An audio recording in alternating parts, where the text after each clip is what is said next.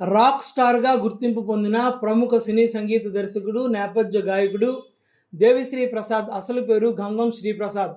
ఆయన 1979 ఆగస్టు 2వ తేదీన తూర్పుగోదావరి జిల్లా వెదురుపాకలో జన్మించారు. తండ్రి గొత్తి సత్యమూర్తి, తల్లి శిరోమణి. వారిది శాస్త్రీయ సంగీత నేపథ్యం ఉన్న కుటుంబం. తండ్రి తన అత్తగారి పేరులోని దేవి, మామగారి పేరులో ప్రసాదరావు రెండూ కలుపుకొని దేవిశ్రీ ప్రసాద్ అని పేరు పెట్టారు. ఆయన తండ్రి సత్యమూర్తి దేవత, ఖైదీ నెంబర్ 786, పెదరాయుడు వంటి చిత్రాలకు స్క్రీన్ ప్లే చేశారు. దేవిశ్రీ ప్రసాద్ విద్యాభ్యాసం మద్రాసులోని హబీబుల్లా రోడ్లో వెంకట సుబ్బారావు స్కూల్లో +2 వరకు సాగింది. దేవిశ్రీ ప్రసాద్కు సాగర్ అనే తమ్ముడు, పద్మిని అనే చెల్లెలు ఉన్నారు. ఆయన మ్యాండోలిన్ శ్రీనివాస్ వద్ద మ్యాండోలిన్ నేర్చుకున్నారు. తన మొట్టమొదటి ఆల్బమ్ డ్యాన్స్ పార్టీని ఎస్పి చరణ్తో కలిపి చేశారు. 19 ఏళ్ల వయస్సులో దేవి అనే చిత్రంతో తెలుగు సినీ రంగానికి సంగీత దర్శకునిగా పరిచయం అయ్యారు.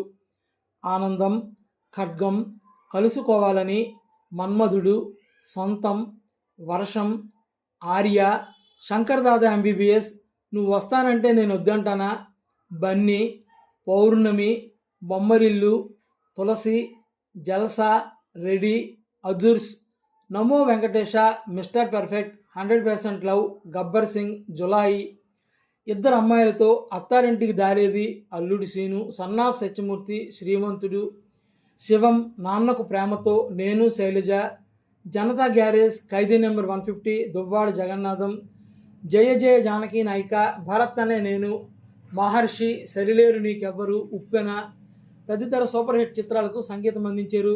2014 జూలై 26వ తేదీని అప్పటి ఇల్లినోయిస్ గవర్నర్ ప్యాట్ క్విన్ దేవిశ్రీ ప్రసాద్ గౌరవార్థం దేవిశ్రీ ప్రసాద్ డేగా ప్రకటించారు. ఉత్తమ సినీ సంగీత దర్శకుడిగా 3 సార్లు ఫిల్మ్ఫేర్ అవార్డు సాధించారు. అత్తారింటికి దారేది చిత్రానికి గాను ఉత్తమ సినీ సంగీత దర్శకునిగా నంది అవార్డు కూడా తీసుకున్నారు.